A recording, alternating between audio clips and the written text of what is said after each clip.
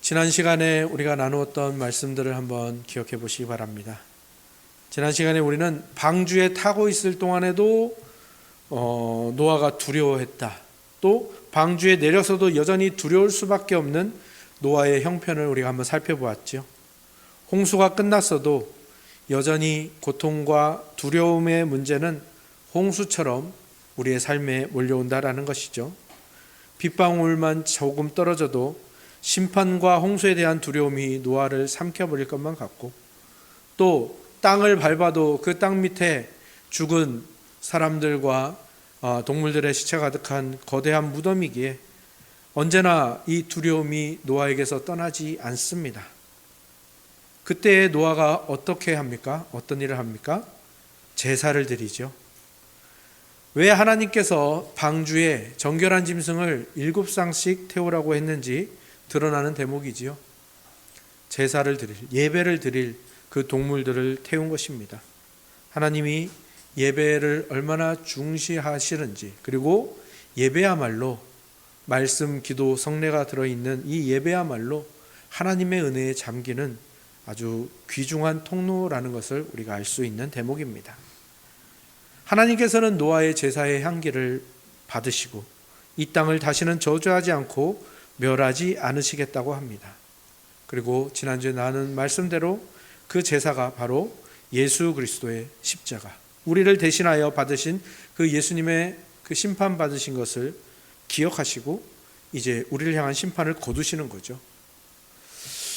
그러니 우리는 두려움과 고난이 찾아올 때마다, 어떤 문제가 생길 때마다 어떻게 해야 되겠습니까? 또 우리가 또다시 죄악을 저지르고 그 죄악으로 인해서 두려움이 찾아올 때 우리는 어떻게 해야 되겠습니까? 계속해서 예수 그리스도께 나아가는 겁니다. 예배를 통해서, 말씀과 기도와 성례를 통해서 예수 그리스도께 나아가는 겁니다. 그리스도께로 오십시오. 그리고 강단은 항상 여러분을 그리스도께로 초대할 것입니다. 그런데 오전에도 말씀드렸지만 여전히 우리에게는 그리스도께로 온다라는 것이 글이나 말로 밖에, 개념으로 밖에 와닿지 않는 것 같습니다. 그것이 우리의 현실 깊숙이 다가오지 않는 것 같습니다.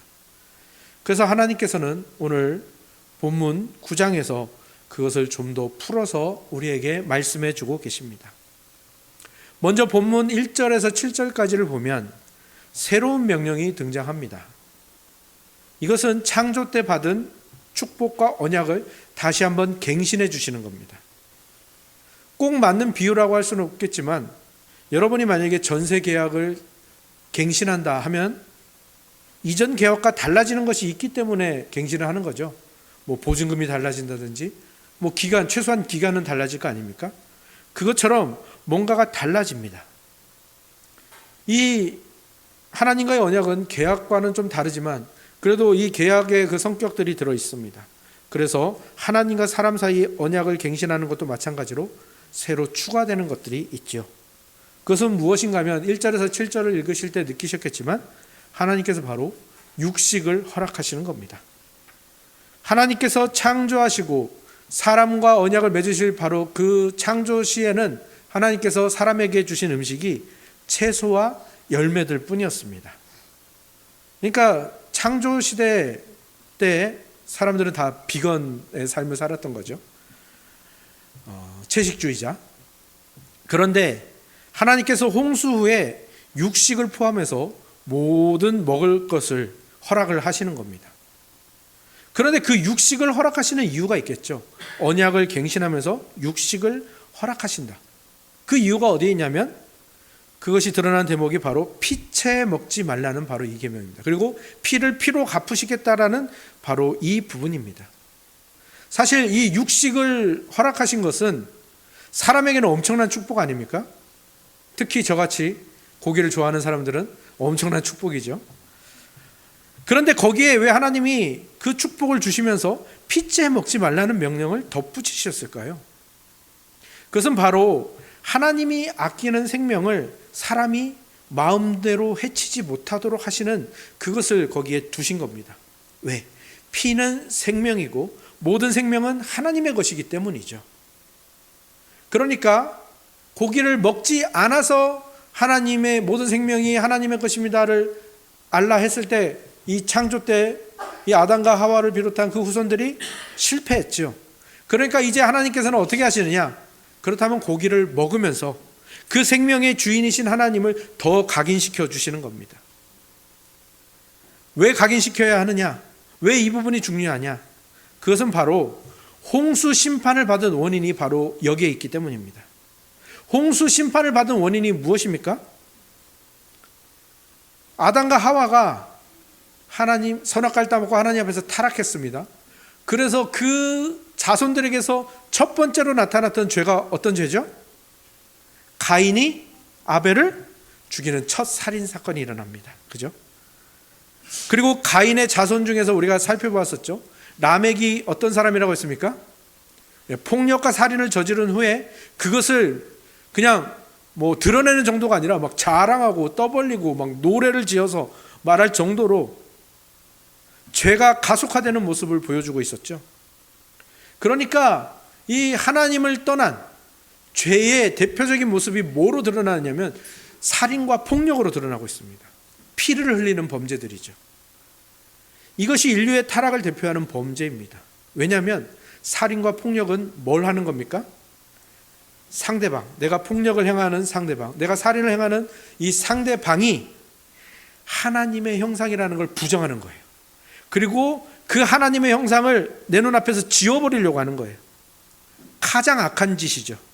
이게 죄의 무서움입니다. 우리가 짓는 죄들은요, 그저 우리가 실수하거나 잘못하는 것을 넘어서서 그 죄의 모든 근원에는 뭐가 있냐? 하나님을 부정하고 하나님을 지워버리려는, 내 삶에서 하나님을 지워버리는 시도가 죄의 근원이라는 것이죠. 그래서 하나님께서 육식을 허락하시면서 그 피채 먹지 말라는 계명을 주셔서 이 생명의 소중함, 그리고 살인과 폭력이 이 홍수의 원인이었다라는, 그 죄의 대표였다라는 것을 알게 하시는 겁니다. 그런데 다르게 생각해 보면, 아니 하나님, 그럴 거면 차라리 육식을 허락하지 않는 게 낫지 않을까요? 육식을 허락하면서, 동물을 죽이는 것을 허락하면서 그 피, 하나님의 형상, 생명, 이거를 소중히 하라는 것은 조금 이상하지 않나요? 아예 동물의 피까지도 흘리지 않게 하고 고기도 못 먹게 하는 것이 살인과 폭력으로 가지 않도록 하는 예방이 되는 것은 아닐까요? 그렇지 않습니다. 사람은 어떤 존재라고 했습니까? 하지 말라면 더 합니다. 선악과를 신학자들이 토론했죠. 선악과를 얼마 만에 따먹었을까? 하나님이 따먹지 말라 명령하신 후에 얼마 만에 따먹었을까? 제가 말씀드렸는데 기억나시나요? 그날 해가 지기 전에 따먹었을 것이다. 이게 신학자들의 결론입니다. 그리고 지난주 본문 8장에 보면 사람이 생각하는 것이 어려서부터 악하다. 그러니까 죄로 인한 타락이 얼마나 강력한지, 뭘 못하게 한다고 그 죄를 짓지 않고 뭘 못하게 하면 그 죄가 예방되는 것이 아니라는 겁니다. 그거보다 훨씬 더 근본적이고 훨씬 더 강력한 대책이 필요하다라는 것이죠. 그래서 육식을 허락하시면서 그 동물을 죽여서 제사를 지내고 그 고기를 먹는, 이 우리가 레위기 할 때 배웠죠. 이스라엘의 5대 제사, 그것들을 허락하시는 겁니다. 그리고 그 제사가 무엇을 가리키고 있죠? 예수 그리스도의 십자가를 가리키고 있잖아요. 그러니까 하나님이 이 모든 연결과 이 모든 시청각 자료를 통해서 우리를 깨닫게 하시는 겁니다. 다시 새로운 언약을 우리에게 주시는 겁니다. 오늘 그리고 노아에게는 거기에 한 가지를 더하여서 또 강력한 시청각 자료 하나를 더해서 다시 언약을 주십니다. 그리고 노아에게 주시고 그것이 우리에게도 언약이 되는 것이죠. 그것이 바로 오늘 본문 8절부터 나오는 무지개 언약입니다. 하나님께서 구름 속에 무지개를 걸어두시고 그것이 언약의 증거다라고 말하시는 겁니다. 근데 이 무지개 언약, 그러니까 그냥 아름다워 보이기만 하죠. 그런데 이 부분을 원어로 보면 보이지 않던 부분이 보입니다. 무지개를 가리키는 이 단어가 다른 성경에서는 어떤 말로 쓰이냐면, 요셉을 축복할 때도 그렇고요, 다윗 이야기를 할 때도 그렇고요, 이 단어가 다 뭘로 쓰이냐면 활로 쓰입니다. 활. 무지개가 어떤 모양입니까? 이렇게 반원이죠. 활 모양과 똑같지 않습니까? 그래서 이 무지개 모양이 활 모양처럼 반원으로 비슷하기 때문에 이 무지개를 가리키는 단어로서 이 활을 쓴 것이죠. 근데 이것은 의도가 있는 겁니다. 하나님의 의도가 있는 거죠. 왜 굳이 무지개를 가리키는 다른 단어가 있는데 왜 굳이 활을 가리키는 단어를 썼을까? 그것은 많은 것을 깨닫게 해줍니다. 먼저는 이 홍수 심판이 살인과 폭력으로 대표되는 이 인류의 죄에 대해서 하나님이 쏘신 물화살이라는 거죠. 이 물화살을 맞고 이 지구가 홍수라는 심판을 받은 것이죠. 하나님은 죄와 함께 하실 수 없는 분입니다. 죄에 대해서 분노하시는 분입니다. 죄를 소멸하시는 분이시죠. 그분의 죄에 대한 그 분노와 심판이 물화살이 되어서 이 땅과 인류를 공격하셨다라는 것입니다. 그것이 홍수 심판의 정체라는 것이죠. 그러니 고기를 잡아 먹으면서 이제 그 육식을 하면서 피채 먹지 않고 피를 흘리고 피를 하나님께 돌려드리고 하면서 내가 하나님의 형상을 지우려는 그 죄를 다시 짓지 않아야겠다라는 다짐을 하게 하는 거죠. 근데 거기서 끝나는 게 아닙니다. 여러분, 이 무지개 모양을 다시 한번 생각해 보십시오. 활 모양이라고 했죠? 근데 이 불룩한 부분이 어디를 향하고 있습니까? 하늘을 향하고 있죠. 그러면 이 무지개를 활이라고 생각하고 거기에다가 화살을 걸면 그 화살촉이 어디를 향하게 되어 있습니까? 하늘을 향하게 되어 있습니다. 무지개 언약이 어떤 언약인지를 정말 신랄하게 보여주는 장면이죠. 하나님께서는 다시는 땅과 사람을 물로 심판하지 않겠다고 약속하시면서 무엇을 걸고 언약을 하시는 거예요? 자기 자신의 목숨을 거시는 겁니다. 화살을 자기를 향하여 당기고 계시는 겁니다. 아니, 자기 자신보다 더 소중한 예수 그리스도, 자기가 가장 사랑하고 가장 소중하게 생각하는 아들 그리스도의 목숨, 그 심장에다가 화살을 겨누시고 언약을 하시는 겁니다. 내가 이 언약을 지키지 않으면 내가 죽겠다. 여러분, 영국의 그 윌리엄 텔 이야기 아시죠? 아들 머리 위에 사과를 올려놓고 활을 쏴서 그 사과만 맞추면 아들을 살려주고 모든 사람들을 살려주겠다라는 그 악한 영주와 맞서 싸운 영웅의 이야기죠. 윌리엄 텔은 아들의 머리 위에 있는 사과를 겨누고 있지만 하나님께서는 지금 자기 아들의 심장을 겨누고 계시는 것이죠. 왜요? 그 아들의 죄 때문입니까? 아니, 우리 죄 때문이죠. 하나님이 말씀하시는 겁니다. 내가 더 이상 이 땅에 인류에게 심판을 내리지 않겠다. 그러면 인류는 더 이상은 이제 하나님이 그렇게 하셨으니까, 하나님이 자기 아들을 겨누고 계시니까, 자기 자신을 겨누고 계시니까 나 이제 더 이상 살인과 폭력을 저지르지 않아야지, 죄를 저지르지 않아야지, 그리고 죄를 짓지 않나요? 아니죠. 저와 여러분들은 어제까지도, 아니 오늘 아침까지도, 아니 조금 전까지도 우리는 죄를 지었죠.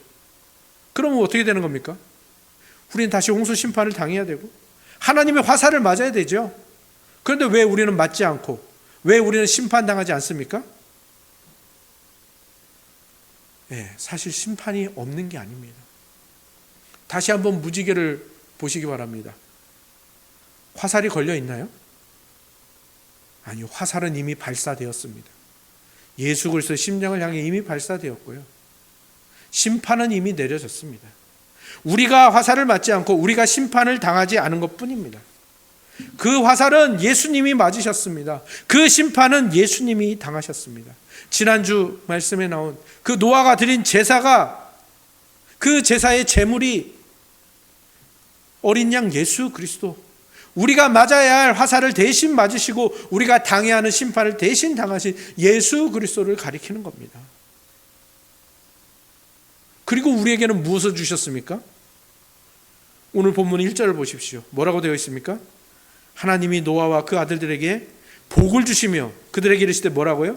생육하고 번성하고 땅에 충만하라.